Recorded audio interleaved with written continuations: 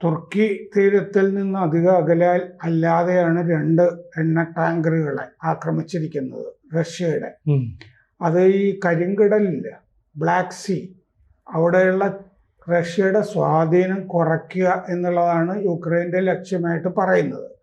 എന്നാലും കുറെ മാറി ഇല്ലേ, തുർക്കിയുടെ തീരത്ത് എന്നുള്ളതൊരു പ്രധാനമാണ്. അപ്പൊ തുർക്കി നാറ്റോ രാജ്യമാണല്ലോ. അപ്പൊ തുർക്കിയുടെ ഒരു പിന്തുണ യുക്രൈന് ലഭിക്കുന്നുണ്ട്.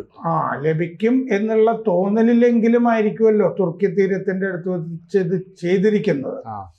ഇത് വിരാട് ഒരു കപ്പലിന്റെ പേര്. അപ്പൊ അത് ഇന്ത്യൻ ഉടമയോ മറ്റോ ആയിരിക്കുമോ എന്ന് നോക്കിയിട്ട് കിട്ടുന്നില്ല. അത് റഷ്യൻ ഉടമസ്ഥതയിലാണ്. റഷ്യയുടെ ഗോസ്റ്റ് ഫ്ലീറ്റ്, പ്രേത കപ്പൽ വ്യൂഹം എന്ന് നമ്മൾ പറയാറില്ല.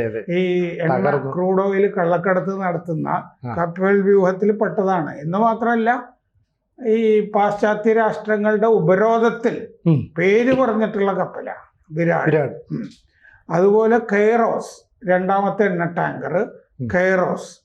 അപ്പോൾ ഈ വിരാടിന്റെ SOS മെസ്സേജുകളൊക്കെ ഉണ്ട്. മേഡേ എന്ന് പറഞ്ഞാണല്ലോ അവസാനം തീരുകയായത് മെസ്സേജുകൾ. ഞങ്ങൾ അപകടത്തിലാണ്, മേഡേ, ഹെൽപ്പ് എന്നൊക്കെ പറഞ്ഞിട്ട് മെസ്സേജുകളും വന്നിട്ടുണ്ട്.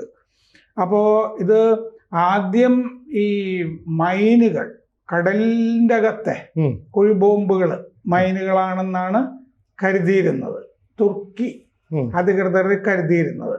ആദ്യത്തെ ആക്രമണം നടന്നു കഴിഞ്ഞപ്പോൾ ഏതാനും മണിക്കൂറുകൾ വ്യത്യാസത്തിലാണ് 2 ഈ എണ്ണ ടാങ്കറുകളെയും ആക്രമിച്ചത്. അപ്പൊ ആദ്യത്തേത് കഴിഞ്ഞപ്പോൾ ഇത് മൈനുകൾ ആയിരിക്കും എന്ന് വിചാരിച്ചു, കടലിന്റെ അടിയിൽ.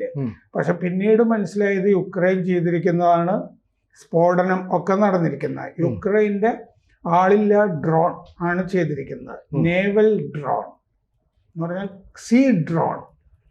കൂടുതൽ വാർത്തകളും വിശേഷങ്ങളും നിങ്ങളിലേക്ക് എത്താൻ ABC മലയാളം സബ്സ്ക്രൈബ് ചെയ്യുക, ബെൽ ബട്ടണും അമർത്തുക.